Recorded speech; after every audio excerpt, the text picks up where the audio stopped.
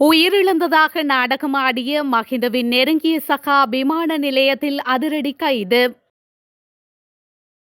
இறக்குமதி வாகனங்களின் புதிய விலையை அறிவித்த நிறுவனம். தையிட்டி போராட்டத்திற்கு யாழ்ப்பாணம் முஸ்லிம் மக்களும் ஆதரவு. அரசு வேலைக்கு காத்திருப்போருக்கு மகிழ்ச்சி தகவல், வெளியான அறிவிப்பு. மஹிந்த வீட்டை விட்டு வெளியேற தயார், நாமல் திட்டவட்ட அறிவிப்பு. மஹிந்த அமைக்கும் ரகசிய வியூகம், அனுர அரசுக்கு விழப்போகும் பேரிடி. தையிட்டி விகாரைக்கு எதிராக நடாத்தப்படும் போராட்டத்திற்கு யாழ்ப்பாணம் முஸ்லிம் இளைஞர் கழகம் தமது ஆதரவை வெளியிட்டுள்ளது.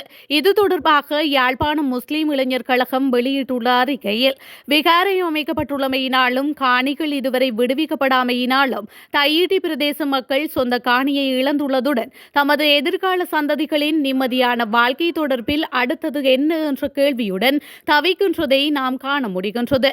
பலிவடக்கு தையிட்டி பிரதேசத்தில் பொதுமக்கள் காணிக்குள் அத்துமீறி கட்டப்பட்ட விகாரை தொடர்பில் அரசு மக்கள் நலன் சார்ந்து முடிவெடுக்க வேண்டும் என்பதுடன் சுற்றியுள்ள பொதுமக்களின் காணிகளை விடுவிக்க வேண்டும் என்றும் யாழ்ப்பாணம் முஸ்லிம் மக்களாகிய நாமும் அரசை வலியுறுத்துவதோடு அந்த மக்களின் நியாயமான கோரிக்கைக்கும் இந்த கவனஈர்ப்பு நடவடிக்கைக்கும் எமது யாழ்ப்பாணம் முஸ்லிம் மக்களாகிய நாமும் எமது ஆதரவை பகிரங்கமாக தெரிவித்துக் கொள்கின்றோம். பொதுமக்களின் காணிகள் அவ்வாறே மீண்டும் விடுவிக்கப்பட்டு பூர்வீக காணி உரிமையாளர்களின் பயன்பாட்டிற்கு கையளிக்கப்பட வேண்டும். அந்த காணிகளுக்காக மாற்று காணிகளை வழங்குதல் என்பது ஒருபோதும் ஏற்றுக்கொள்ளப்பட முடியாத ஒன்று என்பதுடன் அது அநீதியான ஒரு செயற்பாடாகும் என்பதையும் அரசு கருத்தில் கொள்ள வேண்டும்.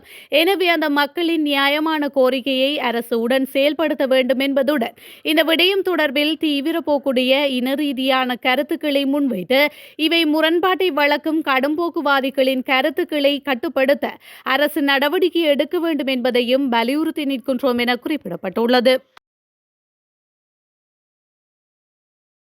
வீட்டை விட்டு வெளியேறுமாறு அரசாங்கம் சட்டத்தின் பிரகாரம் உத்தியோகபூர்வமாக கடிதம் அனுப்பினால் மஹிந்த ராஜபக்ஷ வீட்டை விட்டு வெளியேறுவார் என பொதுஜன பெரமுனவின் தேசிய அமைப்பாளர் நாமல் ராஜபக்ஷ தெரிவித்துள்ளார். ஸ்ரீலங்கா பொதுஜன பெரமுனவின் காரியாலயத்தில் நேற்றைய தினம் நடைபெற்ற ஊடகவியலாளர் சந்திப்பின் போதே அவர் இதனை குறிப்பிட்டுள்ளார். இது தொடர்பாக அவர் மேலும் தெரிவிக்கையில், தேங்காய் தட்டுப்பாட்டுக்கும் மின் விநியோக துண்டிப்பிற்கும் குரங்குகள் மீது அரசாங்கம் குற்றச்சாட்டுகளை முன்வைக்கின்றது. குரங்குகள் மீது இந்த அரசாங்கத்துக்கு ஏன் இந்த அளவுக்கு வெறுப்பு என்பது தெரியவில்லை. மின்சாரத்துறை அமைச்சரின் பொறுப்பற்ற கூற்று அரசாங்கத்தின் பலவீனத்தை வெளிப்படுத்துகின்றது. எதிர்க்கட்சியில் இருந்த காலத்தில் மக்கள் மத்தியில் பொய்யுரைத்தது போன்று தற்போது பொய்யுரைக்காமல் அரசாங்கம் பொறுப்புடன் செயற்பட வேண்டும் என்று கேட்டுக்கொள்கின்றோம். தொகுதி மற்றும் ஆசன மட்டத்தில் தேர்தல் பிரசார கூட்டங்களை எதிர்வரும் மாதம் முதல் நடாத்துவோம். அரசாங்கத்தின் முறையற்ற செயற்பாடுகளை கிராமத்துக்கு கிராமம் எடுத்துரைப்போம். கடந்த அரசாங்கங்களின் நிர்வாகத்தை விமர்சித்தே தேசிய மக்கள் சக்தி ஆட்சிக்கு வந்தது.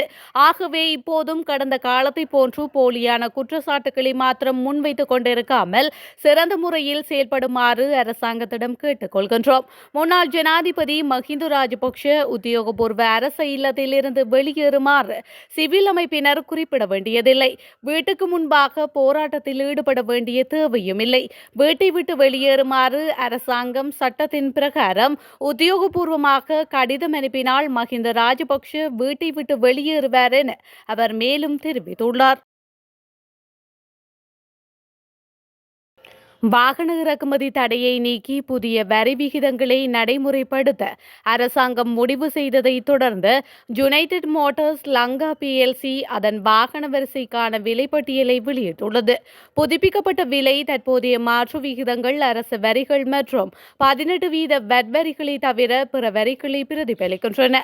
இதன் அடிப்படையில் வாகனங்களின் விலை மற்றும் வரிகள் குறித்து அறிவிப்பு வெளியாகியுள்ளது. மேலும் இறக்குமதி செய்யப்படும் வாகனங்களை தாங்கிய கப்பல் ஒன்று எதிர்வரும் 25ஆம் திகதி மற்றும் 27ஆம் திகதிகளில் இலங்கையை வந்தடையும் என தகவல் வெளியாகியுள்ளமை குறிப்பிடத்தக்கது. நவசிங்களே தேசிய இயக்கத்தின் ஒருங்கிணைப்பாளர் டேன் பிரியசாத் கைது செய்யப்பட்டுள்ளார்.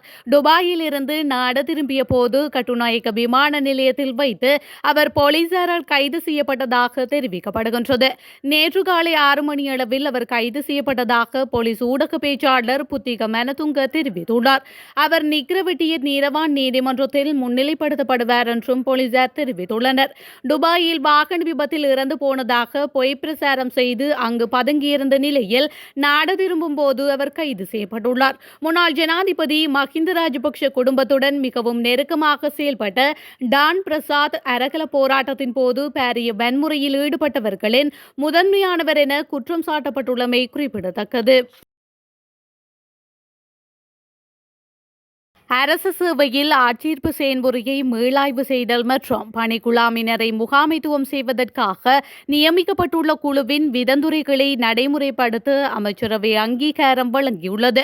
நேற்று இடம்பெற்ற அமைச்சரவை முடிவுகளை அறிவிக்கும் ஊடக சந்திப்பில் கலந்து கொண்ட அமைச்சரவை பேச்சாளர் அமைச்சர் வைத்தியர் நலிந்த ஜேதிச இதனை தெரிவித்துள்ளார்.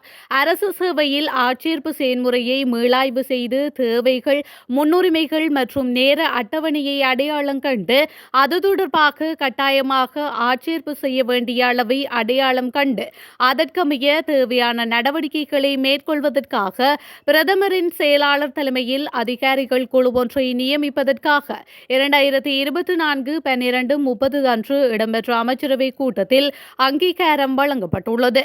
குறித்த குழுவுக்கு அந்தந்த அமைச்சுக்களால் அவற்றின் கீழ் காணப்படுகின்ற திணைக்களங்கள் மற்றும் ஏனைய நிறுவனங்களில் காணப்படுகின்ற வெற்றிடங்களை பூர்த்தி செய்வதற்கு சமர்ப்பிக்கப்பட்டுள்ள வேண்டுகோள்களை கருத்தில் கொண்டு குழுவால் சமர்ப்பிக்கப்பட்டுள்ள ஆட்சேர்ப்புகளை மேற்கொள்வதற்காக அந்தந்த அமைச்சுக்கள் மற்றும் நிறுவனங்களுக்கு அங்கீகாரம் வழங்குவதற்காக கௌரவ பிரதமர் அவர்கள் சமர்ப்பித்துள்ள யோசனைக்கு அமைச்சரவை அங்கீகாரம் வழங்கியுள்ளமையும் குறிப்பிடத்தக்கது. ஸ்ரீலங்கா பொதுஜன பெரமுனவிற்குள் ஒரு சிறப்பு கலந்துரையாடல் இடம்பெற்றுள்ளதாக தகவல் வெளியாகியுள்ளது. இந்த கலந்துரையாடல் நேற்று நடைபெற்றதாக தெரிவிக்கப்பட்டுள்ளது. மேலும் இந்த கூட்டம் ஸ்ரீலங்கா பொதுஜன பெரமுனவின் பொதுச் செயலாளர் சாகர காரியவசம் மற்றும் தேசிய அமைப்பாளர் நாடாளுமன்ற உறுப்பினர் நாமல் ராஜபக்ஷ ஆகியோரின் தலைமையில் கட்சி தலைமையகத்தில் நடைபெற்றுள்ளது. இந்த கலந்துரையாடலின் போது வர இருக்கும் உள்ளூராட்சி தேர்தலுக்கான ஏற்பாடுகள் குறித்து இங்கு விவாதிக்கப்பட்டுள்ளது. இதேவேளை கடந்த ஜனவரி மாதமும் இதுபோன்று சிறப்பு கலந்துரையாடல் ஒன்று இடம்பெற்றுள்ளது. இதன்போதும் பொதுஜன பெரமுன கட்சியில் இருந்து விலகிய வேறு அரசியல் கட்சிகள் மற்றும் குழுக்களில் இணைந்த முன்னாள் நாடாளுமன்ற உறுப்பினர்களுக்கும் குறித்த கலந்துரையாடலில் கலந்து கொள்ளுமாறு அழைப்பு விடுக்கப்பட்டிருந்தது. புதிய அரசாங்கம் ஆட்சிக்கு வந்த காலத்திலிருந்து ராஜபக்சர்களும் பொதுஜன பெரமுன கட்சியும் பாரிய அரசியல் பழிவாங்கல்களுக்கு உட்படுத்தப்படுவதாக விமர்சனங்கள் உருவாகியுள்ளமை குறிப்பிடத்தக்கது. காலி, மாத்தறை, களுத்துறை மற்றும் ரத்னபுரி மாவட்டங்களில் சில இடங்களில் மாலை அல்லது இரவில் மழை பெய்யக்கூடும் என தெரிவிக்கப்பட்டுள்ளது. குறித்த விடயத்தை வளிமண்டலவியல் திணைக்களம் இன்று வெளியிட்டுள்ள அறிக்கையில் குறிப்பிட்டுள்ளது. இதன் அடிப்படையில் மட்டக்களப்பு, அம்பாறை, மாத்தளை, பதுளை மற்றும் பொலனறுவை மாவட்டங்களில் சில இடங்களில் மழை பெய்யக்கூடும் என தெரிவிக்கப்பட்டுள்ளது. அத்தோடு தீவின் பிற பகுதிகளில் முக்கியமாக சீரான வானிலை நிலவும் எனவும் மேற்கு சப்ரகமுவ மற்றும் மத்திய மாகாணங்களிலும் காலி, மாத்தறை, பதுளை மற்றும் குருநாகல் மாவட்டங்களிலும் சில இடங்களில் காலை வேளையில் மூடுபனியுடன் கூடிய வானிலை எதிர்பார்க்கப்படலாம் என தெரிவிக்கப்பட்டுள்ளது. மேலும் இடையுடன் கூடிய மழை பெய்யும் போது தற்காலிகமாக உள்ளூர் மயமாக்கப்பட்ட பலத்த காற்று மற்றும் மின்னல் தாக்கத்தினால் ஏற்படும் சேதங்களை குறைக்க போதுமான முன்னெச்சரிக்கை நடவடிக்கைகளை எடுக்குமாறு தெரிவிக்கப்பட்டுள்ளமையும் குறிப்பிடத்தக்கது.